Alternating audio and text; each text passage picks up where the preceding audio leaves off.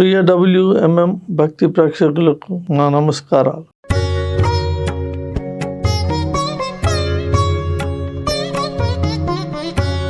జాతకంలో వచ్చేటప్పటికి ఈ రోజు మనకి మంచి రోజు అని చెప్పి అంటారు. ఈ రోజు బాగుందా అని చెప్పి అడుగుతారు. అది ఎట్లా తెలుస్తుంది? వివరంగా చెప్పడానికి ప్రయత్నం చేస్తాను.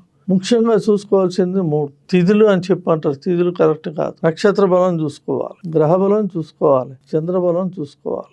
నక్షత్ర బలాన్ని తారాబలం అని కూడా అంటారు. అంటే ఇప్పుడు తారాబలం, చంద్రబలం, గ్రహబలం చూసుకొని 3 కనుక కలిస్తే ఆ రోజు అద్భుతంగా మనం వెళ్ళే దారిలో ఏ కష్టం నష్టం లేకుండా అన్ని ఏదో అంటారు చూసారా, క్షేమంగా వెళ్ళి లాభంగా వచ్చేది ఈ 3 కలిస్తేనే. ఈ 3 ఎట్లా కలవాలి? మొట్టమొదటిసారిగా మనం చంద్రుడిని చూద్దాం. చంద్రుడు ఎక్కడెక్కడ ఉంటే మంచిది అని చెప్పి కనుక అంటే 3లో కానీ 6లో కానీ 8లో కానీ 12లో కానీ ఉండకుండా మిగతా అన్నీ కూడా చంద్రుడికి మంచివే. నేను ఇంకొకసారి చెప్తున్నాను, తిథుల గురించి మనం ఆలోచన చేయక్కర్లా.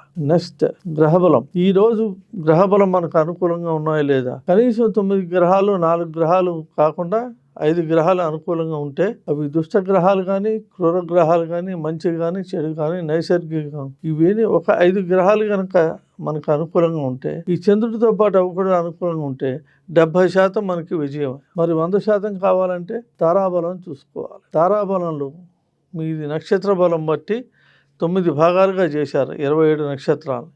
వాటిని జన్మతార, సంపత్తార, విపత్తార, క్షేమతార, ప్రత్యక్తార, సాధనతార, నైధనతార, మిత్రతార, పరమిత్రతార. వాళ్ళ ఒక నక్షత్రాలు పట్టుకుని ఇప్పుడు నేను చెప్పినట్టుగా ఇప్పుడు ఒకళ్ళది పునర్వసు నక్షత్రం ఉంటుంది. పునర్వసు నక్షత్రం వాళ్ళకి ఇమీడియట్గా చూసుకోవాల్సింది ఏంటంటే సంపత్తార.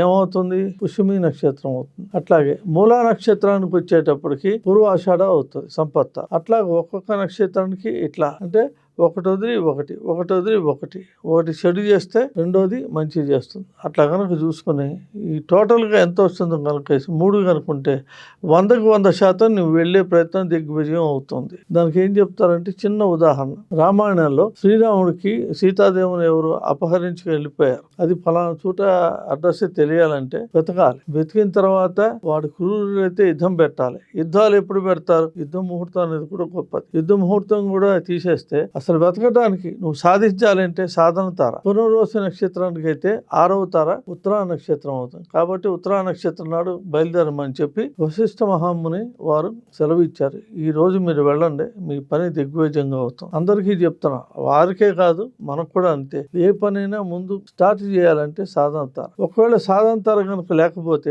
మిత్రతార. మిత్రతార అంటే మీ నక్షత్రానికి 8వది మిత్రతార. అది కూడా లేకపోతే క్షేమతారలో వెళ్ళండి, అంతా క్షేమమే జరుగుతుంది.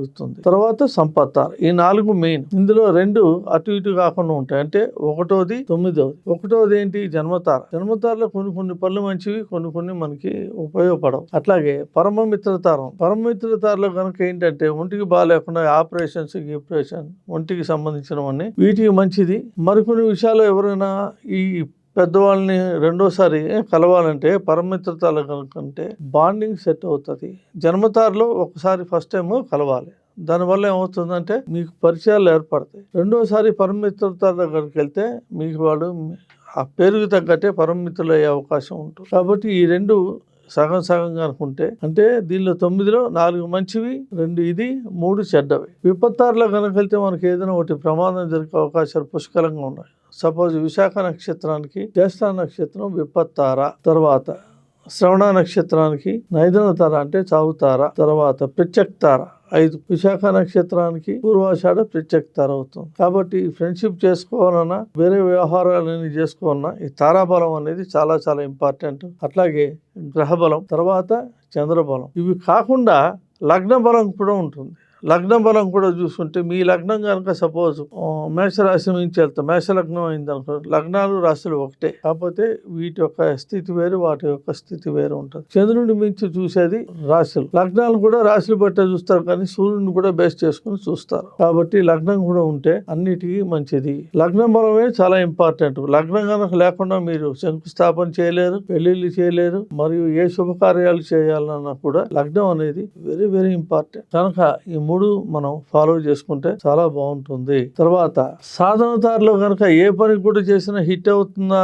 గురుగారు అని చెప్పి మీరు అడగచ్చు. ఖచ్చితంగా హిట్ అవుతుంది. మన సాధనదారులతో పాటు గ్రహ బలం కూడా ఇంపార్టెంట్. సపోజ్ సాధనతార ఇందాక చెప్పినట్టు పునర్వసు నక్షత్రానికి ఉత్తర ఎట్లాగైతే వచ్చిందో గ్రహ బలంలో కూడా చూసుకొని గ్రహాల్లో ఏ గ్రహం ఏ నక్షత్రానికి ఆధారపడి ఉందో దాని గురించి తర్వాత మీకు డీటెయిల్గా చెప్తాయి. ఇది కూడా చూసుకొని ఇది కనుక చేసుకుంటే బ్రహ్మాండమైన ఫలితాలు చక్కగా ఉంటాయని నా మనవి. కనుక మీరు కూడా అనుసరిస్తారని అనుకుంటూ ముగిస్తున్నాను.